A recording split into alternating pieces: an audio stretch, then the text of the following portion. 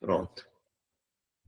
Então, vai ficar gravado aqui. Boa noite a todos.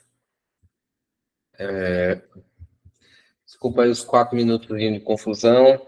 Agora a gente vai começar, tá bom? Talvez no intervalo eu saio um pouco. A gente vai fazer um intervalozinho. Eu saio um pouco para reiniciar o computador, ver se ele volta aqui a funcionar as coisas, né? Porque já baixou, instalou a atualização, falta só reiniciar. Então, daqui a pouco a gente dá uma paradinha rápida para isso, tá bom? Então, como é que vai funcionar? Eu vou repassar aqui os conteúdos que vão cair. Tem pouca coisa de cálculo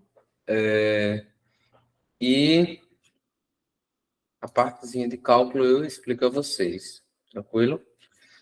Então, dê-me um minuto, vou abrir aqui a pasta onde está o material, né? Vocês estão tendo acesso ao material, né? Que eu compartilhei lá. Então, em relação a isso, está tranquilo. Máquinas elétricas. O conteúdo é máquinas de corrente alternada, mais precisamente motores de indução, tá bom? Monofásico e trifásico. Então,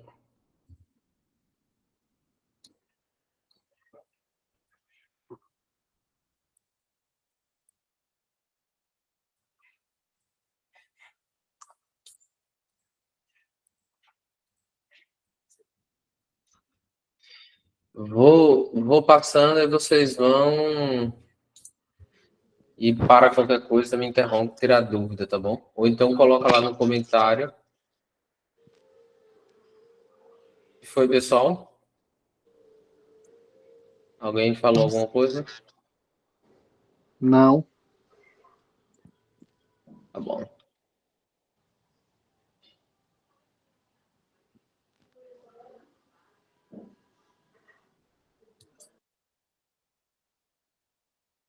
Beleza. Então, vou postar aqui, vou colocar aqui, apresentação, só para vocês relembrarem.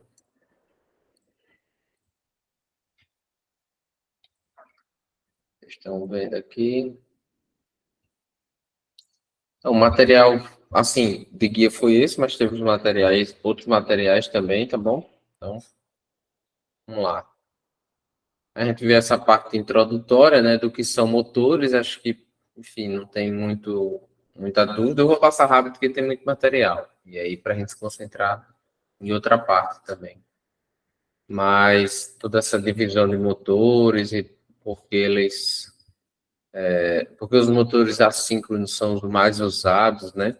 Então, tudo isso foi falado. Qualquer coisa revisa lá.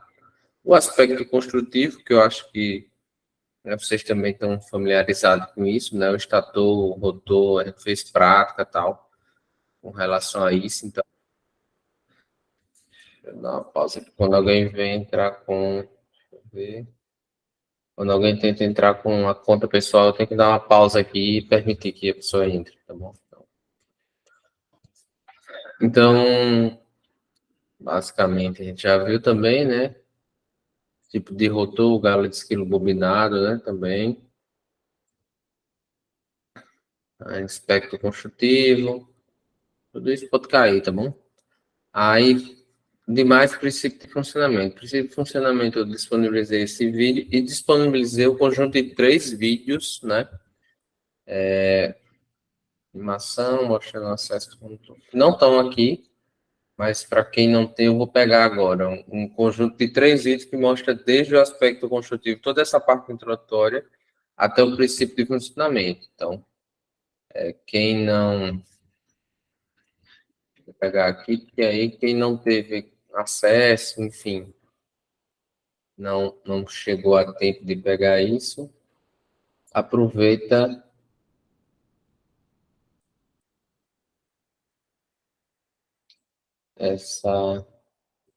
esse momento pré-prova, né, para passar esse vídeo. Playlist, HCC.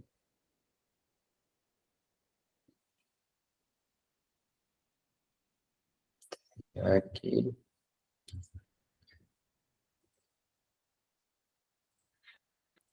Permitir aqui.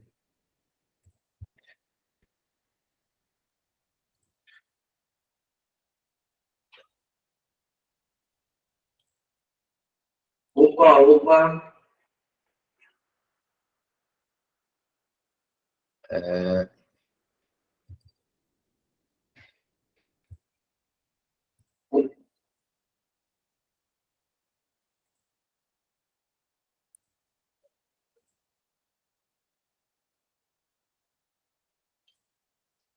Copiar o link aqui. Bom, vou colocar o link aí no bate-papo, tá bom? Quem não viu, esse link está lá no Google Sala de Aula, mas para quem não acessou, guarda aí e depois assiste, porque aí boa parte da teoria, né, digamos assim, do conteúdo vai tá aí nesse conjunto de vídeos, tá bom? Então, quem não assistiu, é um bom momento para assistir, e quem não assistiu, e quem já assistiu também, talvez seja um bom momento para reassistir também, para relembrar, botar uma velocidade aí mais rápida, e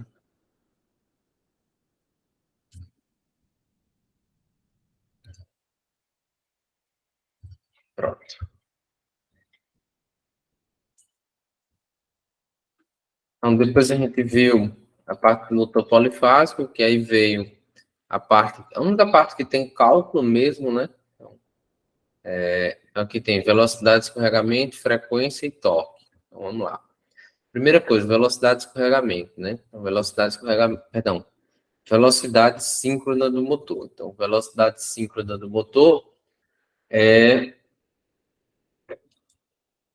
o quê? É a velocidade, né, em rotações por minuto do campo rotativo, do campo magnético rotativo que o estator produz quando é alimentado numa, numa fonte, digamos, numa tomada, enfim, num sistema trifásico, né?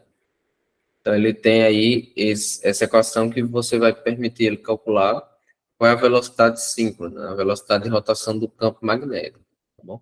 Essa equação, inclusive, é justificada nos vídeos, né? Se quiser entender ela, tem a justificativa dela. Aí tem os dados, né? Esse N aí é a velocidade de rotação, em RPM, a frequência em Hertz, o 120 faz justamente isso, né? Ele converte parte dos 120, né? A equação é 2 vezes 60, aí 120. É para converter a frequência de Hertz para RPM e o número de polos. Então, isso aqui pode cair. Além disso, a gente tem, né, alguns detalhes sobre porquê do escorregamento. Então, o motor de indução é um motor que tem, digamos assim, duas velocidades, né? Ele tem uma velocidade que é a velocidade do campo magnético e tem uma velocidade menor que a velocidade do rotor, que é a velocidade do eixo, né? Que a gente também chama de velocidade do motor, tá bom? Então, a velocidade síncrona é a velocidade do campo magnético produzido pelo estator. A velocidade do motor, a gente chama assim, a velocidade do motor é a velocidade no rotor, tá bom? Porque é o que a gente vê, né? Alguém que liga o motor, a rotação dele ali que ele está vendo é a do rotor, não vai ver a rotação do campo magnético. A gente viu usando aquela sonda do OpenLab, né? Então, e aí por que ocorre o escorregamento, né? Ocorre devido ao princípio de funcionamento da máquina, que também, de forma mais abrangente, assistam os vídeos. Então, para que a máquina produza a indução, a gente tem que ter uma variação de fluxo magnético desse campo rotativo no rotor. E para isso a velocidade dos dois tem que ser diferente, de forma resumida, tá bom? Então, assim, e aí a velocidade, né? E por que a gente chama de motores assíncronos? Justamente por isso, porque essas duas velocidades não são iguais. Então, não estão em sincronismo, estão assíncronas, né? E a diferença entre a velocidade síncrona e a velocidade do rotor, a gente chama justamente de escorregamento. O escorregamento ele vai ter duas formas de a gente expressar ele. Um é o escorregamento percentual,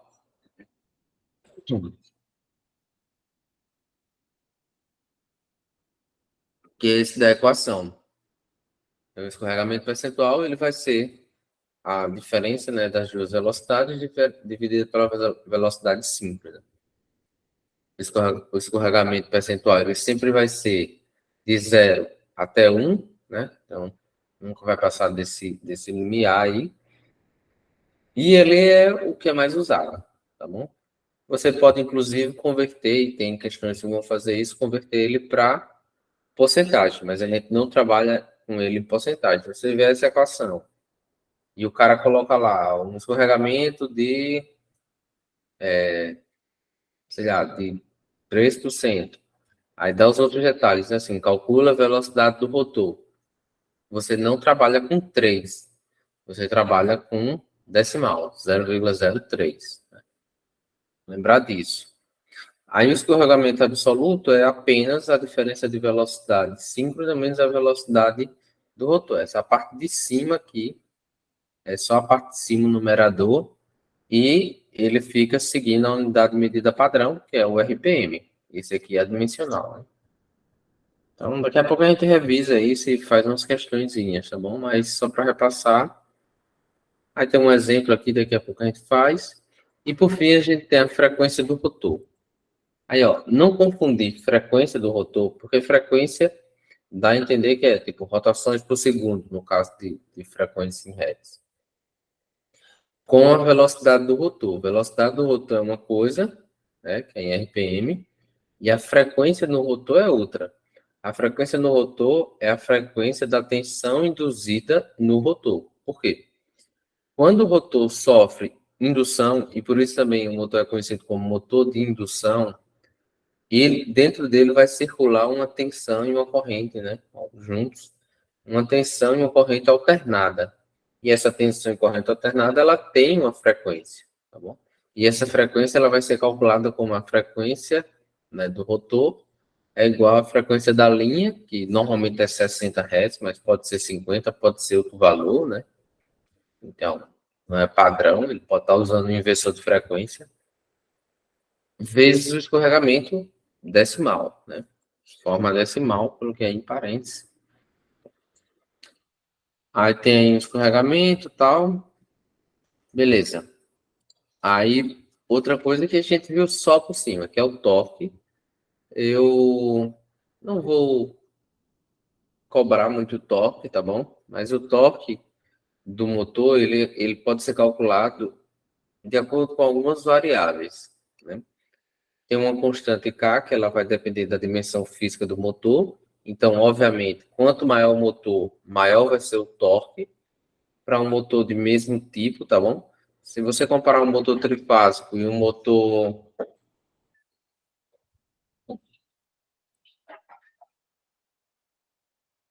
Se você comparar um motor trifásico e um motor monofásico, essa regra não vale mais, né? Assim, então, um motor monofásico de 1/4 de cavalo é maior do que um motor trifásico do que 1/4 de cavalo. Talvez seja maior do que o trifásico de meio cavalo. Então, não, não vale quando a gente está comparando tipos de motores diferentes. Aí o torque vai ser igual a essa constante, que depende das dimensões físicas do motor e é calculada para cada motor, vezes o fluxo magnético que é produzido pelo estator, né? Então vai depender ali da corrente no estator, vezes a corrente no rotor, certo? Vezes o fator de potência do rotor. Então, você vê que depende bastante do rotor, né? A única coisa que depende do estator ali, claro, a dimensão física vai depender de todos, mas o fluxo magnético produzido por estator, né? E esse fluxo tem em Weber, ele é calculado por número de linhas de campo.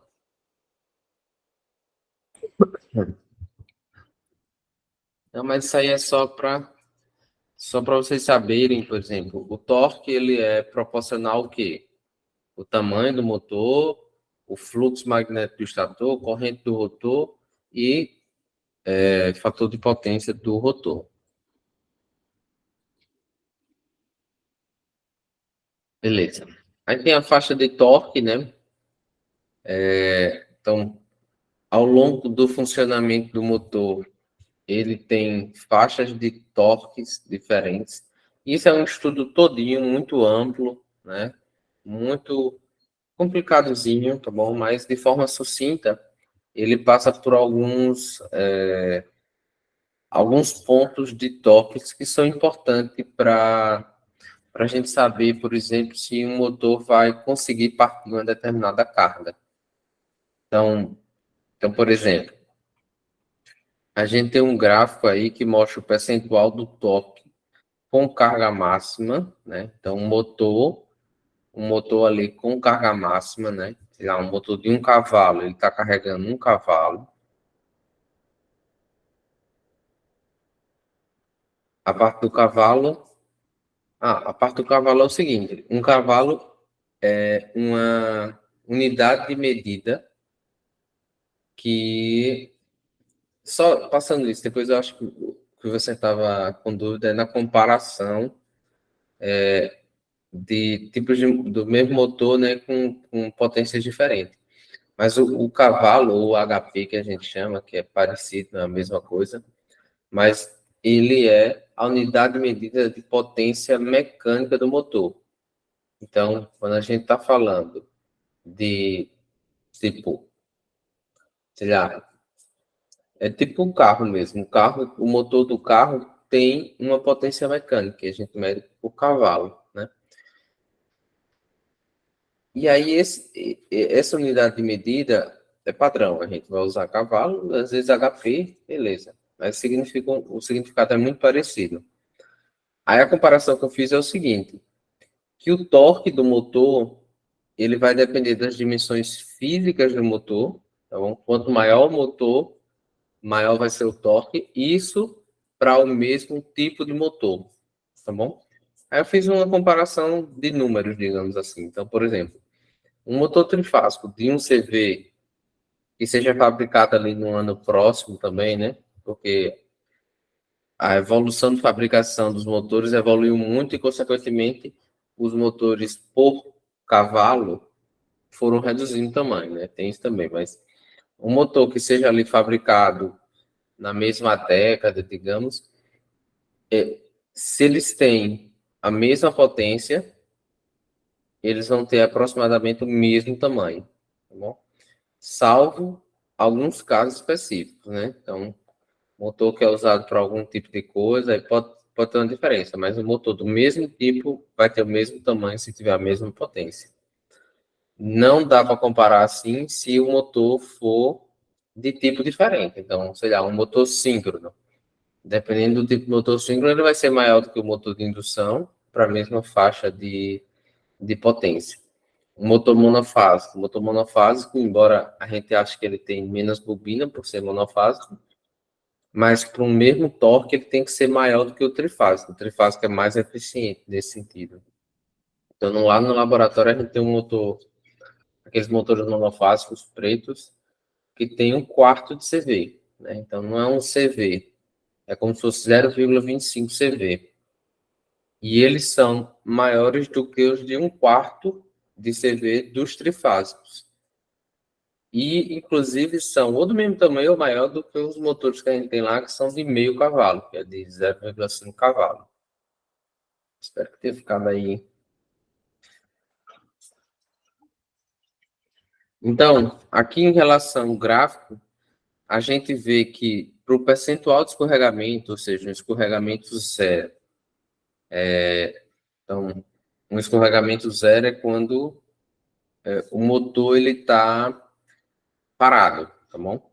Quando o motor está parado, a gente tem, voltando à equação de escorregamento, a gente tem velocidade síncrona, que aí já está na velocidade máxima, digamos assim, padrão, né, da velocidade síncrona, menos a velocidade do rotor. A velocidade do rotor é zero. Então, menos a velocidade do rotor, vai ficar a mesma coisa, velocidade síncrona, dividido pela velocidade síncrona, né? E aí vai ser 100%, tá bom? Ou seja, 1, né? E isso aqui, um cachorrinho aqui abusando, gente. Deixa eu botar lá.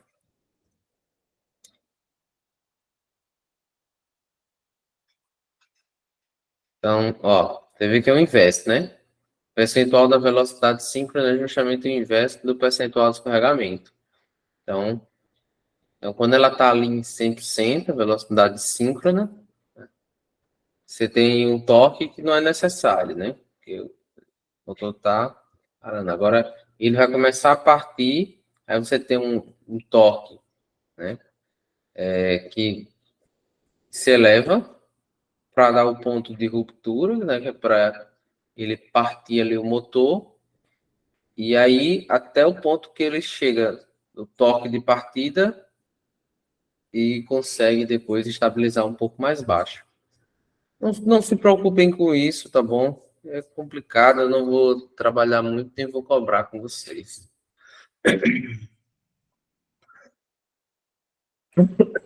Desculpa. Velocidade síncrona com carga ainda fica síncrona. Assim, velocidade síncrona com carga fica síncrona, tá bom? Por quê? Porque a velocidade síncrona é a velocidade do campo magnético. E ela não, a carga não vai interferir na velocidade síncrona. Tá bom? O que vai interferir é um pouquinho no momento da partida. Porque, assim, no instantezinho zero, a gente vai ter uma velocidade zero, síncrona, digamos assim, e centésimos, milésimos ali de segundos, a gente já tem ela subindo para a velocidade máxima, né? Digamos assim, que seria a velocidade síncrona. E aí, independente da carga, o motor pode estar em sobrecarga, o motor pode estar com o motor bloqueado, e mesmo assim ele vai estar com a velocidade síncrona normal. O que cai é a velocidade do rotor.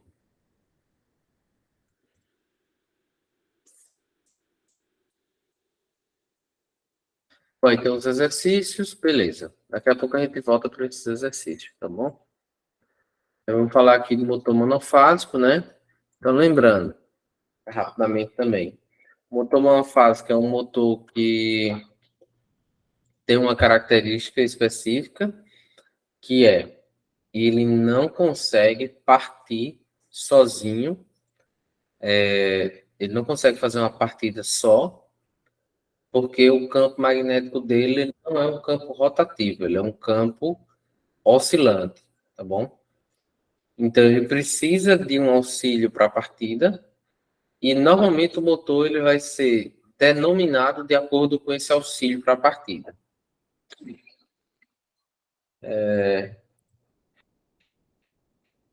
Emerson, tu levantou a mão para falar ou um acidente?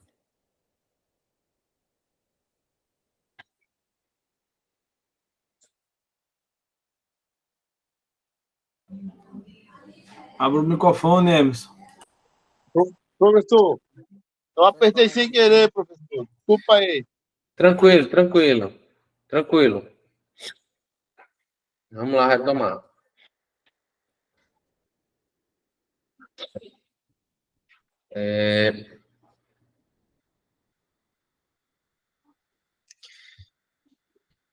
Bom, então a gente vai ver alguns tipos de motor síncrono aqui. A gente trabalhou mais com os motores síncronos aqui de indução, tá bom? Aqui a gente vai ver outros. Então, motor CA série de repulsão, são todos motores síncronos, mas a gente não comentou esses motores, são motores raros, tá bom? O que a gente trabalhou mesmo foi o motor de fase dividida, que ele pode ter um capacitor, né? E capacitor de partida, pode ser com resistor também. Aí tem motor de indução, né? Com partida por repulsão, vai ver, e motor com polos sombreados. Bom,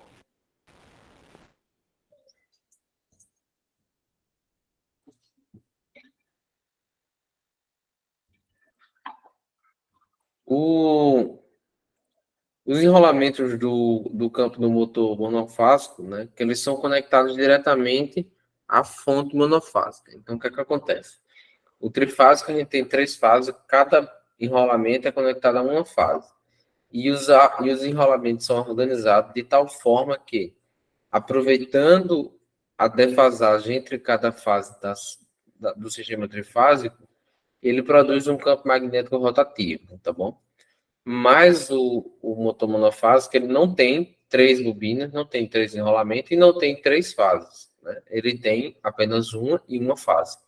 Isso faz com que ele produza um campo que eu chamo, né, um campo oscilante. Mas, basicamente, o que ele faz é inverter o polo magnético de um lado e do outro, e isso não tem um sentido de giro, então ele não tem torque para partir o motor. Não parte o motor até a vazio, que seria um motor sem carga, né? E aí eles podem ser, né, classificados por comutadores, que a gente vai ver daqui a pouco, tem um comutador, e por indução, que é o que a gente mais trabalhou. Então, vou passar rápido pelos anteriores, pelos comutadores, e a gente vai ver os que a gente trabalhou efetivamente. Então, tem aí, né, algumas características dos comutadores, né, que basicamente são motores de corrente alternada em série, que a gente também chama eles de universal, né, porque eles podem ser ligados em corrente alternada. Aí, enfim, esse é outro assunto, a gente vai trabalhar ele quando a gente estiver vendo motores de corrente contínua, tá bom? Então, calma aí. Pronto, os motores de indução, né? Eles não têm partida própria, necessitam de um dispositivo auxiliar para partir o motor, que a gente já viu, né? Esse dispositivo auxiliar de partida do motor, ele tem que agir enquanto o motor está partindo, enquanto o motor está saindo de zero, indo até a velocidade máxima, e depois tem que sair do circuito. Então, assim, o que é que tira isso do circuito? Geralmente, né, quase Professor, sempre, no caso seria o capacitor de partida, né? pode ser, mas tem outros tipos. E o que tira ele do circuito é a chave centrífuga, né?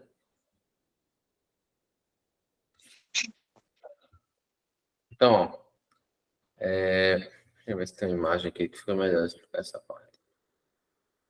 Pronto, as divididas. Então, um exemplo aqui. A gente tem um motor de fase dividida. Então, o que é que acontece? Olha o diagrama. A gente tem aqui a tensão total alimentando o enrolamento principal, que está aqui, ó.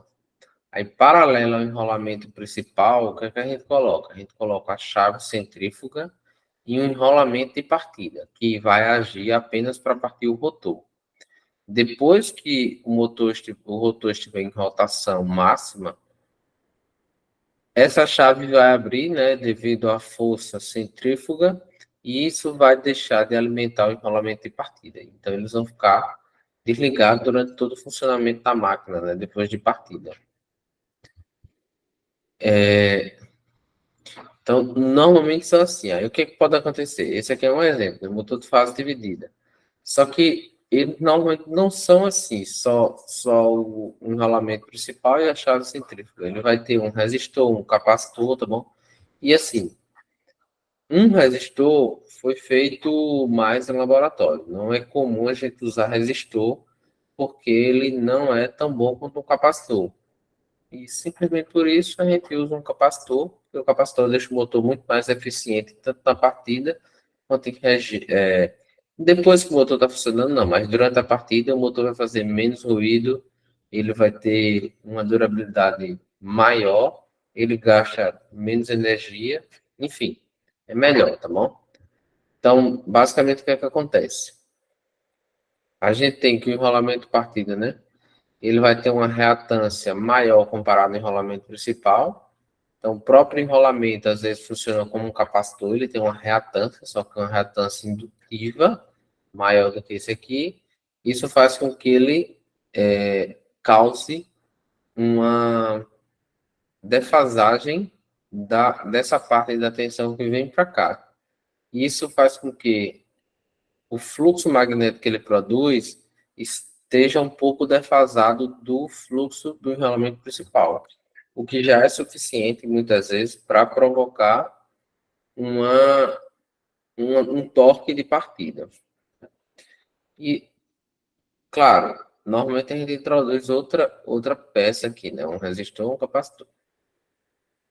Então, quando a velocidade atinge 70%, né, 80% da velocidade síncrona, a chave abre, né?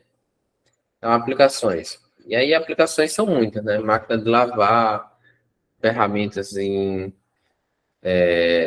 marcenaria, ventilador, motor do portão, enfim. São várias. Então, por exemplo, a gente tem aí um exemplo claro que é com capacitor de partida. Então, tem um capacitor de partida aqui, a gente tem um enrolamento principal sendo alimentado aqui pela fonte, e aí no circuito auxiliar de partida a gente tem o quê? Um capacitor que vai auxiliar na defasagem, tá bom? Da fase, a chave centrífuga e o enrolamento auxiliar de partida. Então, isso aqui vai ser suficiente para o motor partir. Se eu não me engano, a gente fez até prática sobre isso, enfim. Acho que recente até, né? A gente fez uma prática sobre isso.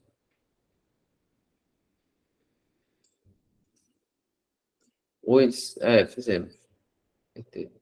E aqui tem um motor com capacitor de partida e capacitor permanente. Então, o que é que a gente tem aqui?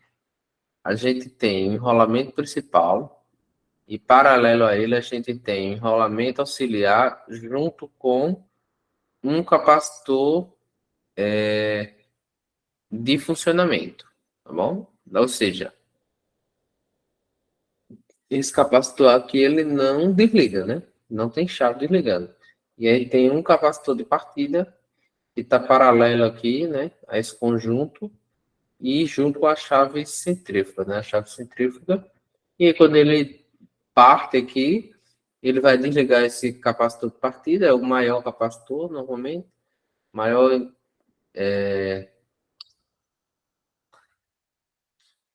tem maior capacidade, normalmente,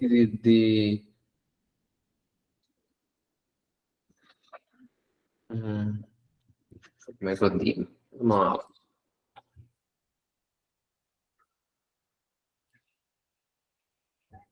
bom, em resumo, ele vai ficar, esse aqui vai desligar e esse aqui vai ficar em funcionamento, né?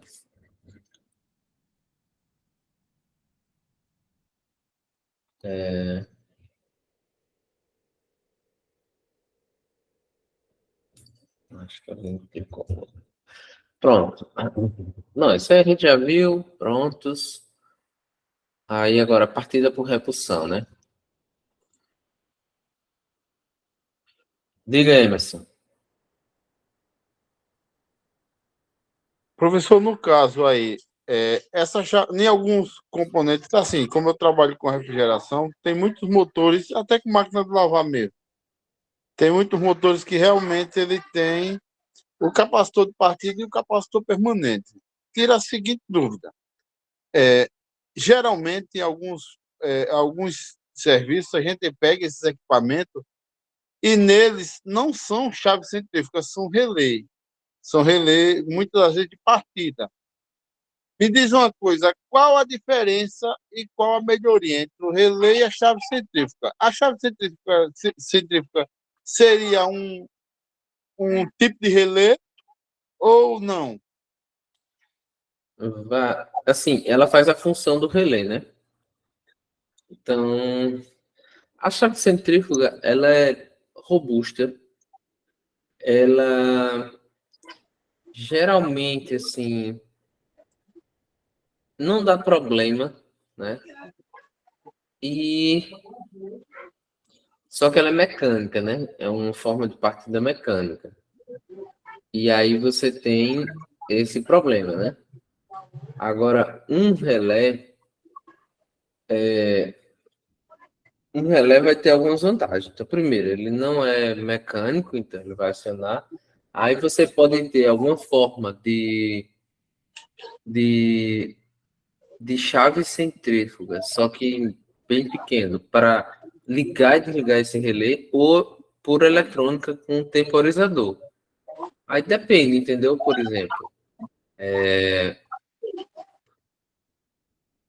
você tem mais um equipamento, né, para dar problema. Seria essa parte do temporizador. Ou se for que tem algum mecanismo de partida mecânico, né? Enfim. Mas eu acho que é por temporizador, né? Já que usa eletrônica, deve usar um temporizador, algum equipamento, mesmo que seja acoplado ao próprio relé. No ar-condicionado, eu acredito que seja o termostato, né? Quem dá a informação ao relé. Não, ar-condicionado, o termostato é para aqueles Mas antigão. é para rotação, estou dizendo. Enfim. Mas assim, Emerson, eu acho que motores menores, talvez seja uma vantagem usar o relé. Motores maiores eu não sei, porque o tamanho do relé vai mudando, né? Eu pego um motor de monofásico de 2 cavalos, por exemplo, digamos. O tamanho do relé já seria bem significativo, né? Então, acho que faz mais sentido no motor maior uma chave centrífuga, né? Certo, certo. A Beleza, dúvida, a dúvida era essa mesmo, viu? tranquilo.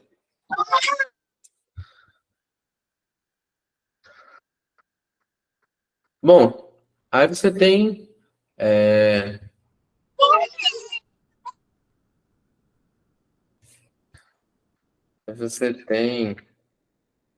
motores de repulsão, né? A repulsão também não foi bem trabalhado, não, só falei rapidamente, mas eles possuem um rolamento conectado a um comutador, né? Comutador a gente vai ver, comutador é um tipo de retificador mecânico, tá bom? E isso faz, né? Isso propicia o quê? Você ter até um pulso ali de corrente no rotor e fazendo com que o rotor, essa corrente interaja com a corrente do estator, e isso faça com que ele tenha rotação. Então aí é mais complicadozinho, funciona também, depois você tira essa alimentação do computador e curto-circuita as bobinas, formando um motor de indução normal, mas ele tem justamente essa alimentação aí, né? Então, depois curto-circuito o segmento, né, do computador,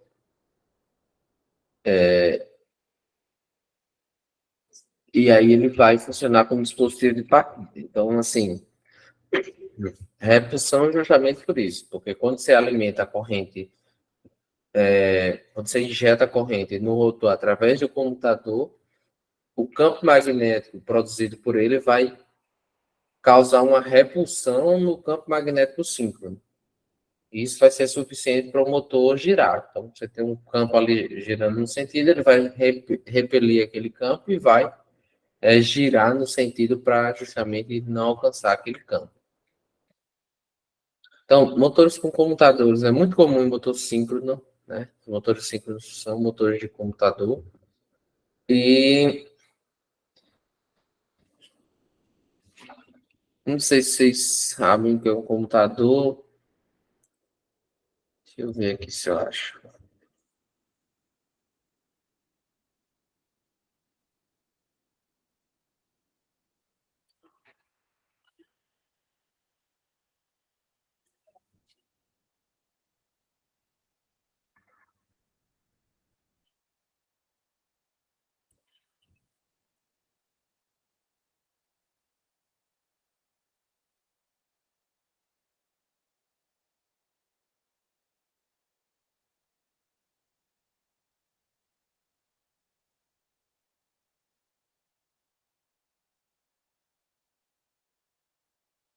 Bom, vou mostrar aqui a vocês um computador. Para isso eu vou parar de compartilhar e compartilhar.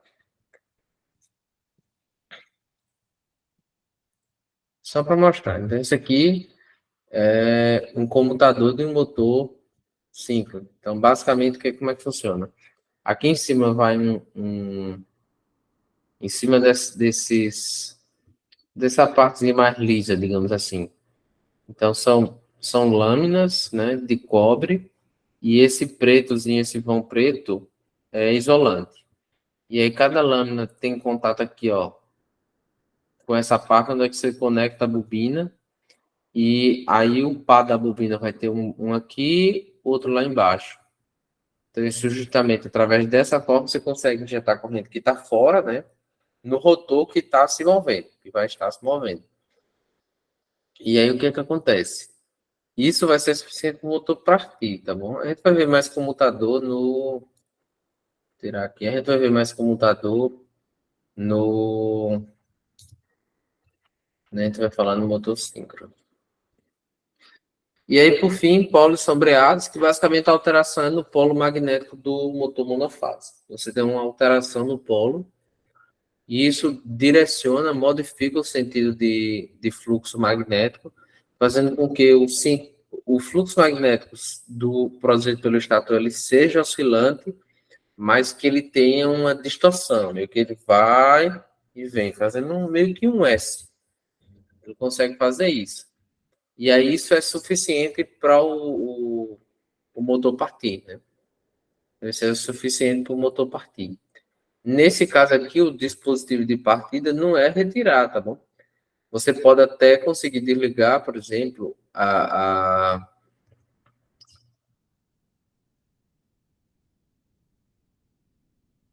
tipo uma bobina auxiliar que está conectada a esse, mas acho que nem desconecta essa bobina auxiliar que é conectada a esse polo sombreado, né? Que é esse polo pequeno, né? Você causa justamente essa distorção no fluxo magnético. Isso são para motores pequenos, motores grandes, né? Não vão conseguir, tá bom? E é um motor bem avançado, né? Não é comum não, porque justamente porque o núcleo é diferente. Tenha em mente que em qualquer lugar, assim, qualquer cidade mais ou menos, você consegue um fornecedor de núcleo, né? Núcleo para formar motores de diversos tamanhos. Agora, o núcleo padrão, se você for... sim, esses são motores de 1 a 25 HP, tá bom? É potência mecânica também, é de 1 a 25 HP. Mas para você encontrar, a não ser que você fabrique, mas para você encontrar um polo para usar em um motor que seja um polo sombreado é difícil. Então não é muito fabricado, né? Claro, eu sei que o pessoal fabrica, mas mesmo assim, entendo que o processo de fabricação, por mais que muitas empresas, né, até que fabricam motores que são tão grandes, tem tecnologia para fazer isso, mas você precisa ou modificar a linha de montagem, ou uma parte da linha de montagem, ou você terceirizar, né? E aí também não é para qualquer um. E aí vai se tornar mais caro, tal. Então, assim, às vezes não compensa ter isso aqui, porque justamente porque é mais caro. Pode ser mais eficiente, pode dispensar o capacitor, mas ele acaba sendo mais caro devido à indisponibilidade, né, do núcleo. E hoje em dia, com os motores brushless, por exemplo, né, bem, monofásico não é tão comum, mas você pode ter isso com o mutador, né, já dá enfim, já tira o capacitor, adiciona o computador que tem escovas e a escova desgaste e precisa ser trocada, enfim, mas aí ia encarecer muito. Tem uns exercícios aqui, beleza. Seria isso o conteúdo da prova, né? Aí, claro, tem as práticas, tal, tem, enfim, tudo que a gente visualizou fez nas práticas, todo o convívio de sala, né? As atividades que a gente fez na disciplina de máquinas elétricas. Aí, por exemplo, o que é que não tem aí que a gente fez? A gente fez aquela atividade de placa de identificação do motor, né? Placa de identificação. as práticas, né? As explicações das práticas. Então, tudo isso cai, tá bom? Tem em mente isso. Bom, Professor, diga. o senhor faz a prova aí, responde, e na sala a gente corrige para ver se está certo mesmo.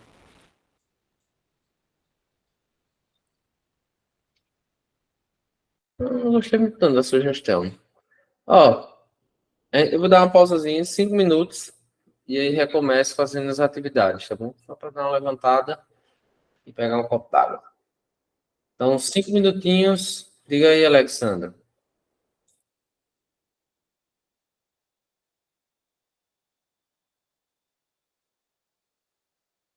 Alexandro, Eu vou precisar sair agora. Não vou tudo poder bem. acompanhar o restante. Tem como ficar disponível em algum lugar? Depois disponibiliza.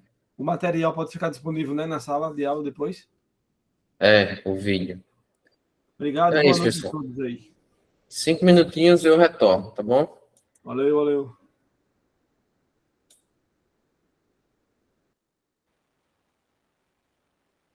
Valeu, Sandro, até mais.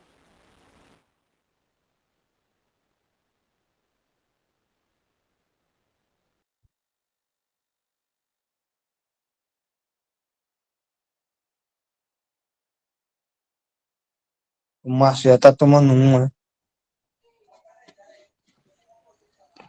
Não, eu estou comendo, porque eu estava trabalhando até nesse instante. Cala a boca, tu tá bêbado. Pô, respeita a polícia. Rapaz, o cara não pode nem beber nada, os caras já acham que é cachaça. Deixa eu ter que conversar um pouco, que eu tô Rapaz. assistindo o jogo aqui, cara. Eu tô assistindo o jogo, hein? Era pra estar uns 4-0 já. E o Lucas agora, uma arrancada do cara ele deu agora, quase faz um golaço. Defesa da Balbônica. Tá assistindo o jogo ou assistindo aula, seus porra? Vocês estão prestando bastante atenção no caminho. Gildo Mendes! Cala a Gildo boca, Mendes. André. Vai procurar o que fazer. Gildo Vamos lá naquele Vigor. canto. E o cabelo da frente da câmera, dá pra ver no teu rosto. Não, eu tô assistindo aula, assistindo o jogo e cozinhando uma butinadinha lá, garotinho, ué. Chega já aí, André. Botei no fogo agora, bicho, viu? Bota. Umas 10 horas eu tô aí. É a hora. Não, mas hoje é só a frevura. Hoje é só para ferver bem, a cozinha amanhã. Aí sim, pai. Uma buchadinha, bodinho, mataram o bode hoje, cara. Quer essa buchada pra tu? Falei, bota pra cá. Traz. Aí botou na panela de pressão pra ver se eu cozinho mais depressa, hein?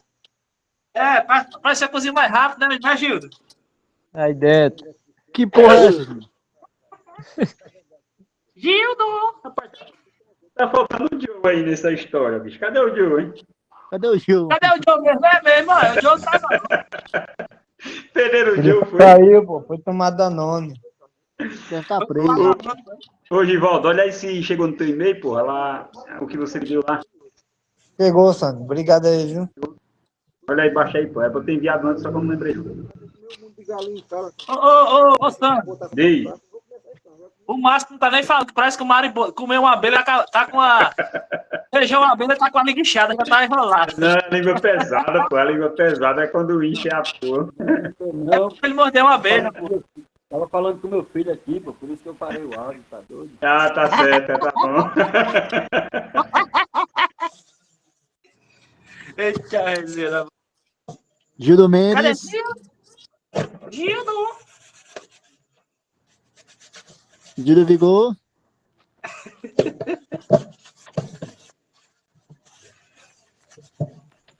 Cadê o Investe? Aí o Vitor bota a foto do Rodinei, velho, não tava foda.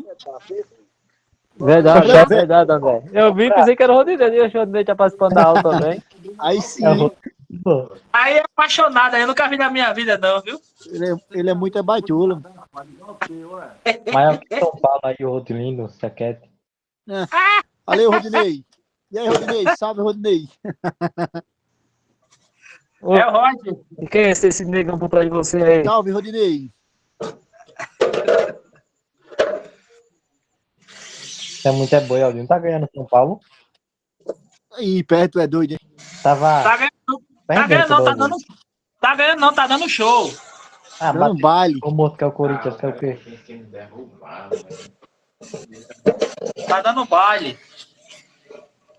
Você Agora- falando que ganharam a posto do Bahia, coitado. Agora, para encher essa barriguinha do Márcio aí, tem que ser um bocado de comida, viu? Ô, Sandro, eu vou mostrar para os caras agora só o Claudinho Vinho, olha. Peitoral. Ô, Márcio, E o professor falando, e ele comendo tiragosto, né? Botando tiragosto. ô, Márcio, Ele tava tomando cerveja, pô, ele tava tapeando. Aí me escondi O um professor pouco. falando, ele com tiragosto na boca. Só provando tiragosto. Tá. é o besta. Não é cerveja, não. Eu acho que era uma água gelada, né, Márcio? Olha, deixa eu conversar melhor que eu tô achando rua aqui, viu? Tá bom, deputado. E a pizza, velho? Então, os caras tão lisos.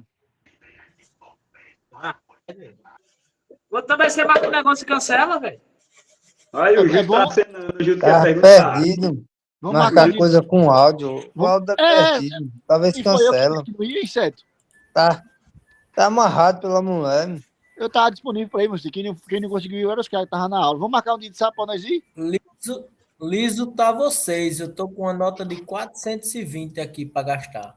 Aí sim, hein, pai? Eita, porra. Aí sim, aí eu dou Então, valor. Comigo Aí eu dou assim, valor. Esse aí vai pagar a conta, já tô vendo. Com bofe para gastar essa nota, já achou, viu? Cuidado pro Lula não ver essa nota.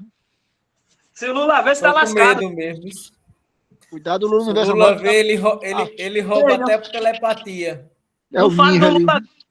Ei, não fale do Lula, não. Tá vendo que o Santos tá na live, não, rapaz. Eita, é mesmo, né? Desculpa aí, meu parceiro. Parceiro, já saiu, Sandro. tá liberado, pode falar. Alguém desliga o microfone dele aí.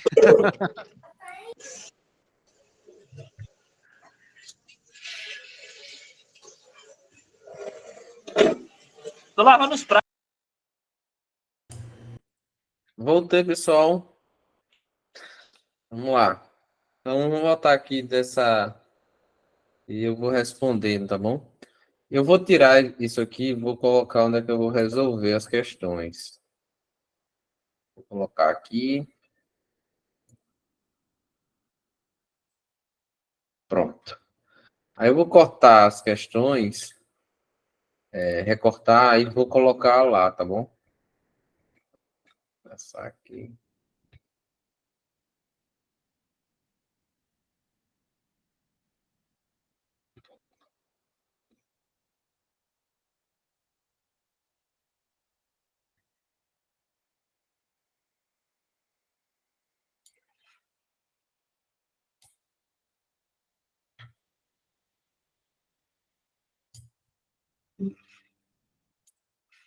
Yeah.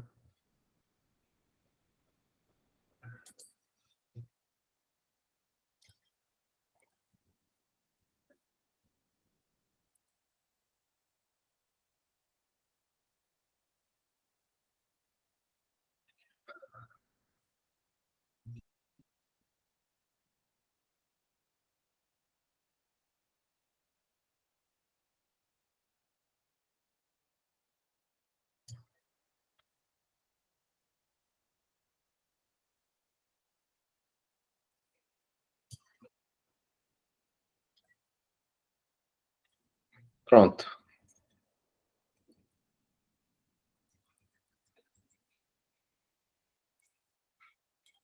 Vocês estão conseguindo ver aí? Vou começar, tá bom?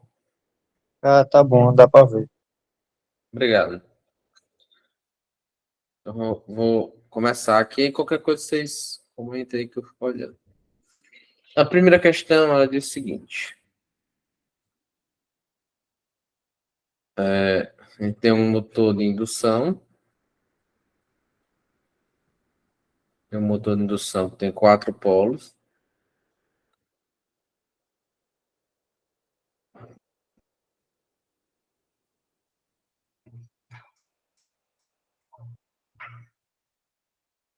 Só um segundinho, gente. Parece que essa mesa aqui não tá legal.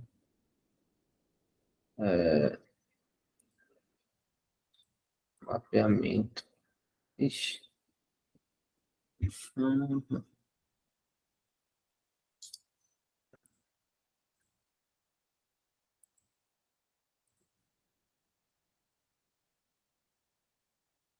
professor perdeu a prática da aula online, tá vendo?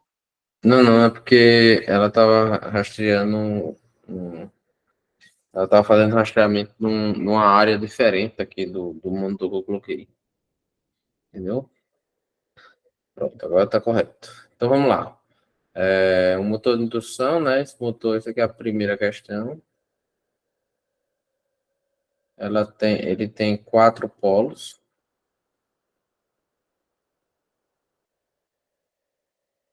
Uma frequência de alimentação de 60, com escorregamento de 5%, tá bom? Qual é a velocidade do rotor? A velocidade do rotor. Bom, a velocidade do rotor, a única equação que a gente conhece para calcular a velocidade do rotor é essa daqui, ó.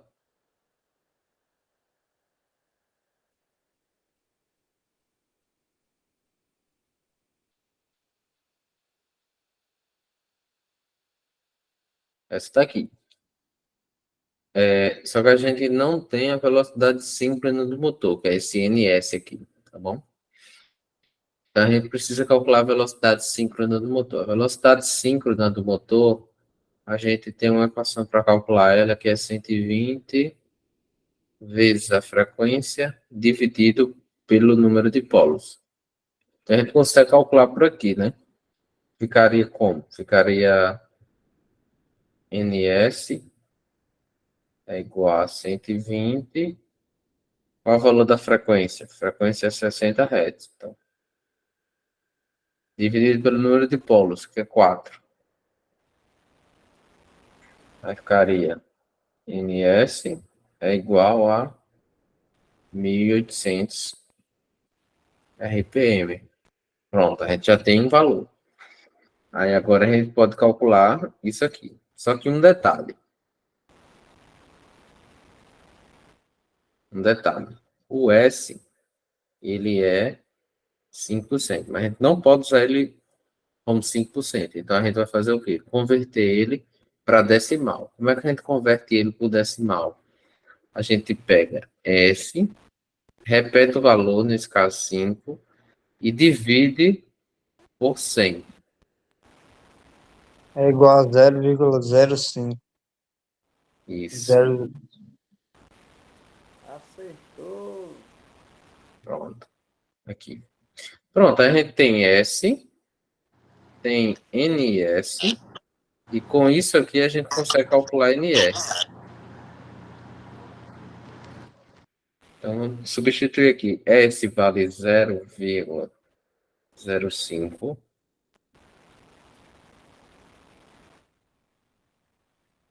NS vale 1.800. NR a gente quer descobrir.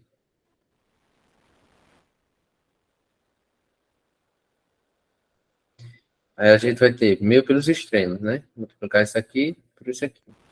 Vai ficar 1.800 menos NR igual a 0,05 vezes 1.800. Isso aqui, 40 vai 4, acho que dá 90, é? Dá 90. Pronto, 90. Aí agora a gente vai reorganizar isso aqui, ó.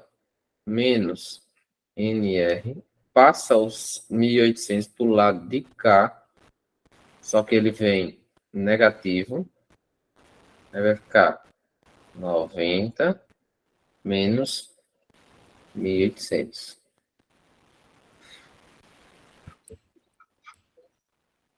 Tranquilo até agora, pessoal?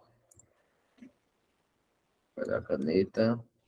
Tranquilo, Vai tranquilo. tranquilo. O maconheiro saiu.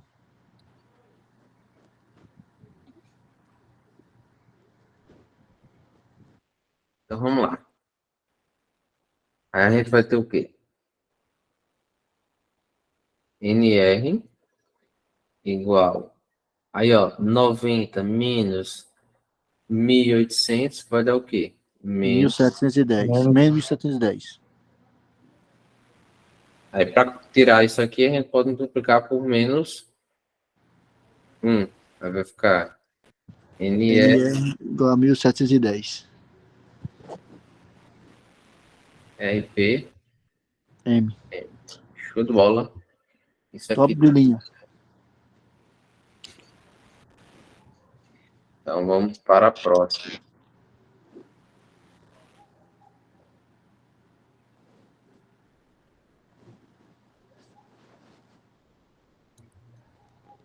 Eu vou colocar embaixo, depois a gente vai fazendo, tá bom?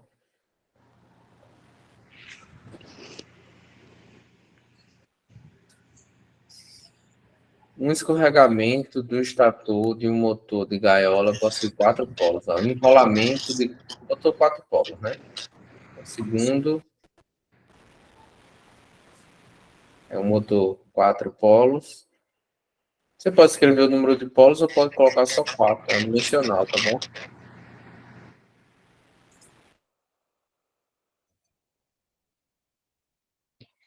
Para uma condição de carga máxima, o motor opera a... Aí tem aqui, ó, vê lá, o motor opera significa o quê? Que isso aqui é a velocidade do rotor, tá bom? O motor opera significa que isso é a velocidade do rotor.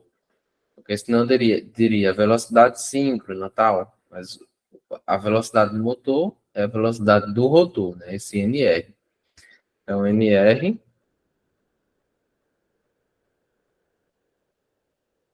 1740.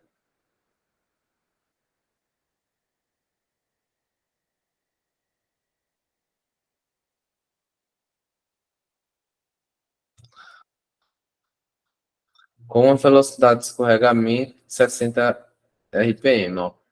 Vamos lá. Esse escorregamento aqui, ele deu 60 RPM. Escorregamento, quando ele é percentual, ele não tem unidade medida. Então, esse aqui ele é absoluto, tá bom? A equação muda. Quando o escorregamento é absoluto, é assim, ó. Escorregamento absoluto, ABS, é igual a velocidade síncrona menos a velocidade do rotor. Só isso. Aí ele quer o quê? Qual é a frequência da alimentação, né? Da rede. Então, qual é a frequência da rede? Frequência da linha. Ó, a única equação que a gente tem para calcular a frequência da linha é a seguinte. NS é igual a 120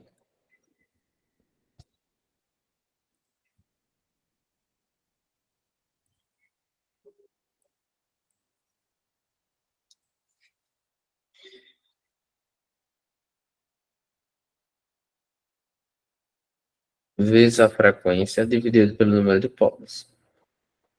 Só que a gente não tem aqui, ó, NS, né? A gente tem o número de polos, mas não tem o NS. Para calcular o NS, a gente tem outra coisa. Pode ser essa daqui, ó. Essa equação que eu usei, acabei de colocar. Então, vamos substituir ela aqui, ó. Então, escorregamento absoluto é 60. Escorregamentos, a velocidade síncrona, a gente não sabe. Menos 1,740, né? Que é a velocidade do rotor. Então, a gente vai passar isso aqui, ó,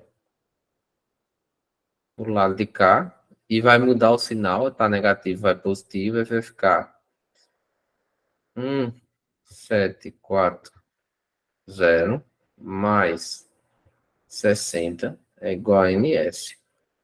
Aí, por fim, a gente vai ter o quê?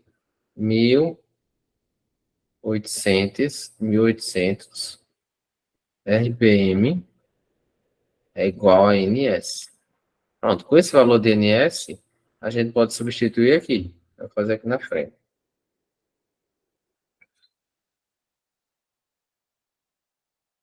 NS Perdão, NS é o que a gente já sabe.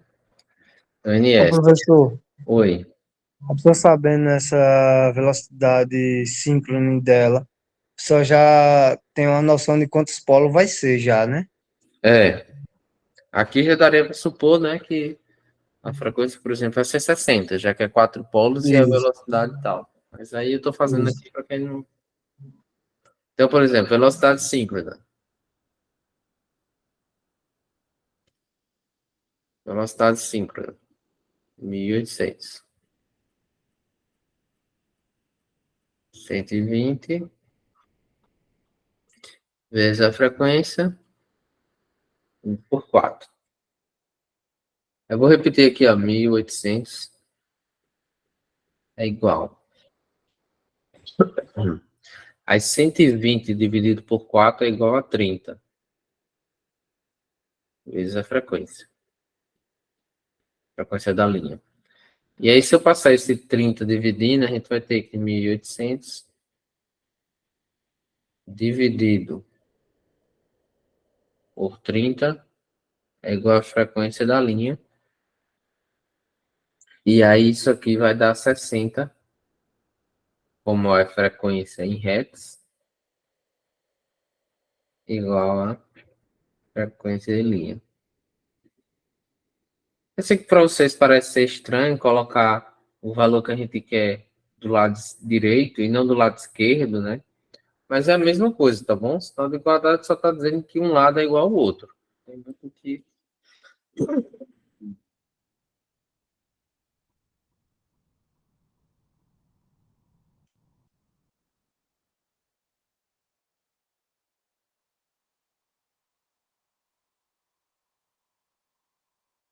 E por fim, ele diz aqui, qual é a frequência do rotor? Ó, frequência do rotor, tá bom? Frequência do rotor significa o quê? Vou botar aqui. Frequência do rotor é igual a escorregamento vezes a frequência de linha. É isso? Passando que a gente viu. De um motor gaiola de 8 polos, 60 Hz. Um motor gaiola com 8 polos, 60 Hz. E operando a 850 RPM. E operando normalmente ele usa aqui, ó, rotação do rotor, 850 RPM. Desculpa, gente. RPM.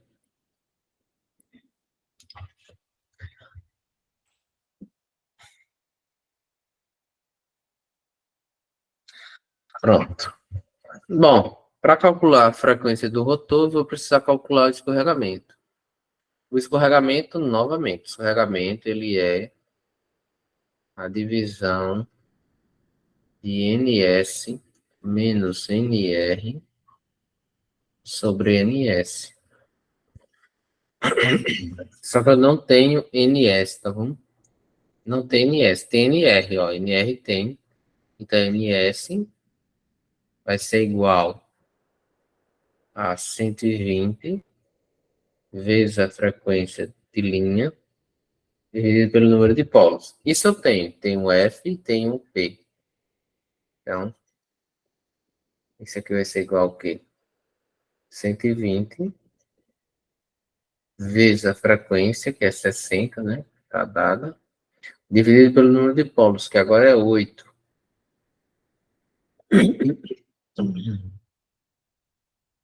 Então, NS vai ser igual a quanto?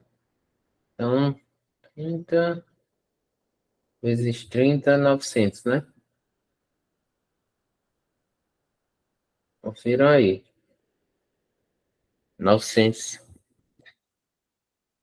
Pronto, agora eu posso pegar isso aqui, ó, colocar nessa equação aqui de cima para calcular S, que era o que eu estava querendo calcular, né? Então, escorregamento percentual vai ser igual a velocidade síncrona, que é 900, menos 850, que foi dado, né? Aqui, ó, aqui embaixo, sobre 900. Então, S vai ser igual a 50 dividido por 900. É um segundinho.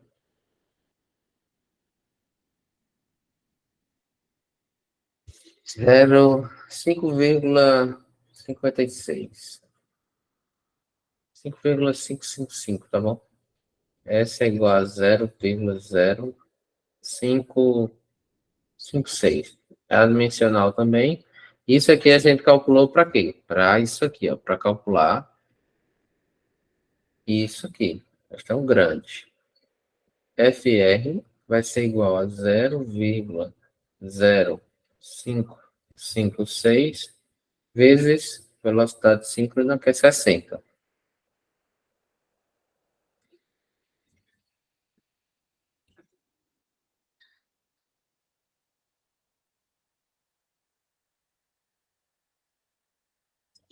Isso vai dar 3,33. Vai dar a frequência.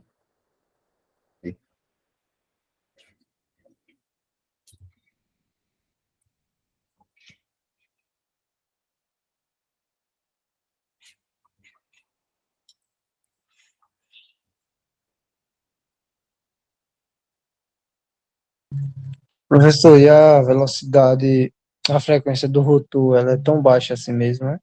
É, a frequência do rotor ela é baixa, tá bom? É baixa por causa da equação, ó. Normalmente o S vai ser de 0 até 1 e é multiplicado pela frequência de linha. Então, sei lá, se dá 0,5 vezes frequência de linha, já vai ser baixo. E normalmente a frequência, o escorregamento é baixo, não é muito alto. A frequência não vai ser muito alta. E aí, até agora? Até agora tá tranquilo, dá pra fazer tranquilo. A prova vai ser assim, não vai ter muita novidade, não. Agora tem a parte teórica, né? Dá uma revisada na parte teórica, assistir os vídeos da parte teórica. Esse é o medo da gente. É, a parte teórica vai cair também, né? Ô, professor, Diga. com relação a essas casas decimais aí, porque quando a gente viu isso na primeira aula, o senhor só usou 3 casas decimais após a vez. Aí agora o senhor usou 4. Aí às vezes interfere um pouco no resultado. Deu 3,3, agora ficou 3,33. Vai ter algum problema, será ou não? O ideal é colocar o máximo possível. Mas se você colocar 3, digamos, nessa situação, o que é que tinha? Era errado você colocar 0,05, entendeu? Porque depois tinha um 5. E aumentar para 6 ia mudar muito o valor também. Então, o ideal é colocar pelo menos aí outro 5 e arredondar o próximo, né? Que é 5, aí como depois tem 5, arredonda para 6. No cálculo, o ideal é que quanto mais preciso você colocar, melhor. Agora, na apresentação, você pode apresentar, dependendo da situação, 2 casas decimal, 3, 4, enfim. Um pouco de também, por exemplo, noção. Então, por exemplo, nesse caso, era um número muito baixo. Se eu deixo com uma casa decimal, é 0,1. Então, tem um arredondamento muito, muito grande. Se eu deixo com 2 casas, 0,05 ou 0,06, também é um arredondamento grande. Entendeu? Vai alterar também o valor. Eu pergunto porque assim, geralmente se usa 3. Aí hoje se usou 4. No outro exemplo... Não é bem assim. Não é geralmente. Depende da situação. Quando a gente trata de números grandes, então, sei lá, 1586,32. Beleza, você deixar com 2 números, porque o principal está antes da vírgula. Agora, quando você tem 0,0, se você colocar só mais um, você está fazendo um arredondamento muito significativo em relação ao valor do número. Só para você ter uma ideia. Vou fazer aqui uma calculadora. Só para você ter uma ideia. Se você tem 1.800, por exemplo, 1.800,32 e você arredonda, tipo, digamos, arredonda esses 32, 32. Se você arredonda isso, você perdendo esse 32, você vai perder do número. Você vai perder do número. Você vai perder do número 0,6017.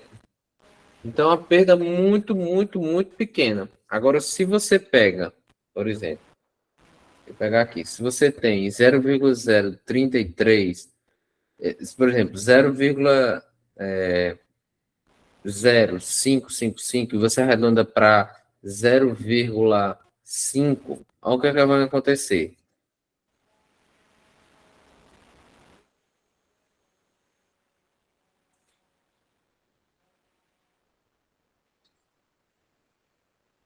Você vai ter uma perda, lembra lá, a perda era 0,60, ou seja, deixa eu colocar isso em valor, era como se você dividisse a perda fosse só, digamos que você tivesse R$1 milhão e você perdesse R$5.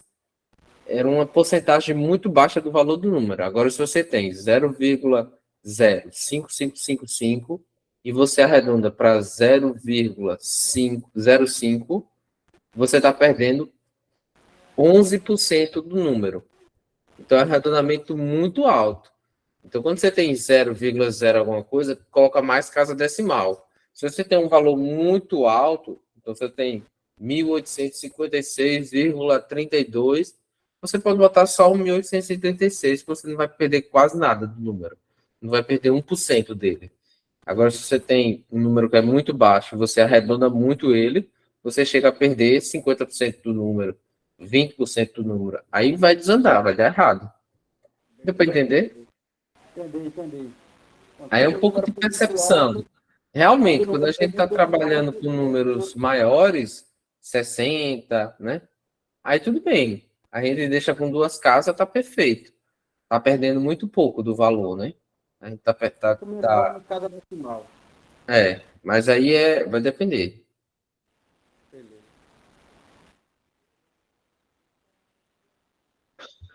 E aí, o que vocês acham? Querem fazer mais alguma coisa? Vai ser nessa pegada. Não vai ter nada muito, não vai ter mais de cálculo é isso, né? O regamento. Quero fazer mais alguma coisa? O restante vai ser teoria, É. A teoria disso que eu já mostrei dos vídeos, No reviews. caso, a teoria vai cair mais sobre aqueles 3 vídeos que o senhor postou, né? E também, tipo, da prática, entendeu? Da prática também é importante. Então, ficar ligado.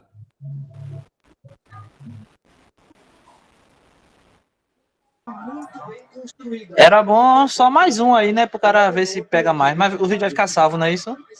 Vai ficar salvo. Eu posso fazer mais uma. Dá pra repetir. Ah, então se ficar salvo, fica bom. Repete, você olha de novo e aprende melhor.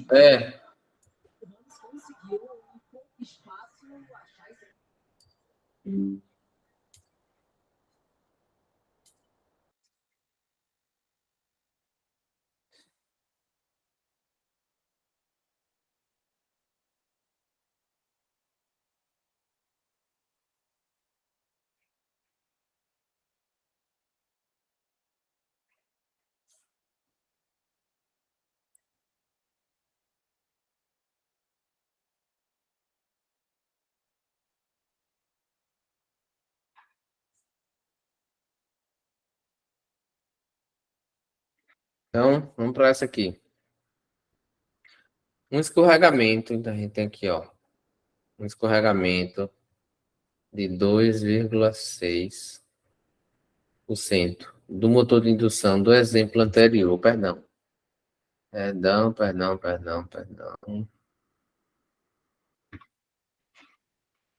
O exemplo anterior, o motor tinha 60 Hz de frequência, 1.754 RPM de velocidade. Vamos lá. frequência de linha 60 Hz, velocidade do rotor 1754, acho que era isso, RPM.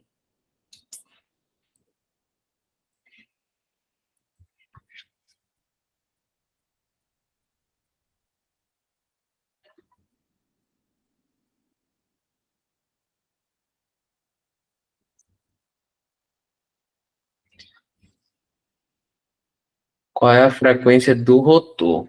Beleza, ele quer aquilo de novo, ele quer a frequência do rotor. Ele quer escorregamento do rotor.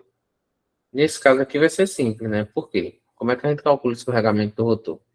Escorregamento do rotor é... Não, gente, desculpa, não é escorregamento do rotor. A frequência do rotor, coloquei errado. Então, isso aqui, ó, na verdade é a frequência do rotor, ó. Frequência do rotor, ela é igual ao escorregamento vezes a frequência de linha. A gente tem o escorregamento, a gente tem a frequência de linha, que é 60, e a gente pode resolver essa questão. FR é igual ao escorregamento, aí aqui, ó, escorregamento é aquela coisa, né? S vai ser igual a 2,6 dividido por 100, né? Então, isso aqui vai dar um S igual a 0,026.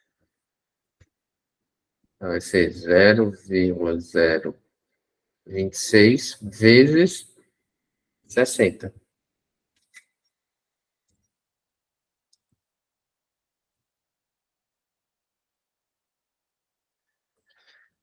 Vai dar igual a 1,56.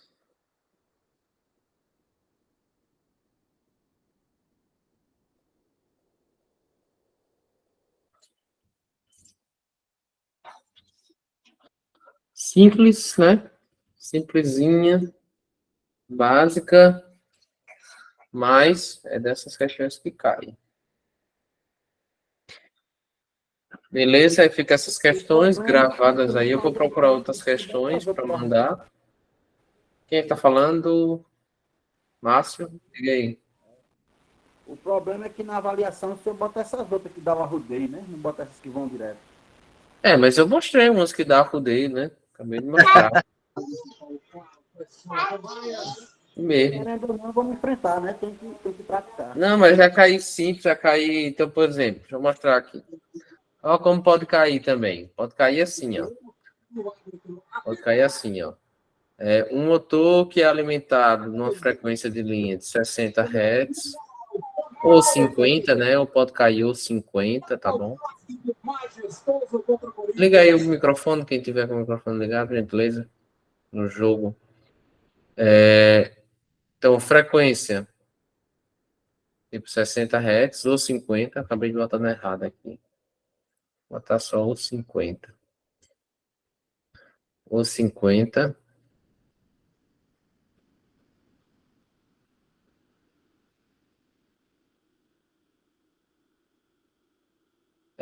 Tem um número de polos. Tem um número de... Ele quer saber o número de polos. E dado que a velocidade dele... A velocidade dele é de 900. Tô atrapalhando, velho. RPM. Por exemplo, vai cair uma questão assim. Aí, o que é que você vai fazer? Velocidade síncrona, né? Que é uma velocidade síncrona. É igual a 120 vezes a frequência de linha dividido pelo número de polos. Então, isso aqui vai ser, vou botar aqui. 900 é igual a 120 vezes 60 dividido por P. Aí, beleza. Meio pelos extremos vai dar o quê? 900 P é igual a, vou botar assim, 120 vezes 60. Aí vai ser P é igual a 120 vezes 60 dividido por 900. A gente pode cortar esse zero com esse aqui, esse zero com esse aqui. Aí o 90. A gente pode dividir 90 por 3, vai sobrar 3. Isso aqui, 2. E aí dividir esse 3 aqui, né? Dividir 12 por 3 fica 4. E cai esse 3 para 1. Aí você divide na calculadora, tá bom? Se não tiver entendendo, divide na calculadora. Vai ficar 4 vezes 2, 8 polos. Então vai cair questão 5. Questão fácil. Ô, professor, essa letra aí quer dizer velocidade síncrona, né? Quando tem um S embaixo, é. Ou então quando tá tem dito na questão. Quanto tá o quê? Quando tá dito na questão, quando é falado que é a velocidade do campo magnético, a velocidade síncrona. Entendi. Beleza, gente. Bom, beleza, boa noite. Eu entrei assim sem nem pedir licença, só para falar aí que a aula foi muito interessante hoje, viu, professor? Eu acho que o pessoal pensa que nem eu aí, foi muito interessante. Valeu. É complicado, né, tal. Quando a pessoa vê, não é tanto. Dá para encarar. Pronto, pessoal, eu vou fazer o seguinte, a aula demora um pouco para a gravação cair no meu e-mail. Assim que ela cair, eu vou conferir um pouco, vou ver se eu já envio para o YouTube hoje. Aí no YouTube ela demora também um pouco. Aí eu já mando o link para vocês. Aí assim, se quando vocês olharem e não tiver disponível, quando vocês clicar lá, diz que o vídeo não existe, aí vocês esperam até amanhã, aí já vai ter carregado, porque ele demora para carregar. Viu? Beleza. Em busca do 6, que o 0 a gente já tem, né? É, em busca do 10, cara. O 10 é o ouro, o 6 é para passar.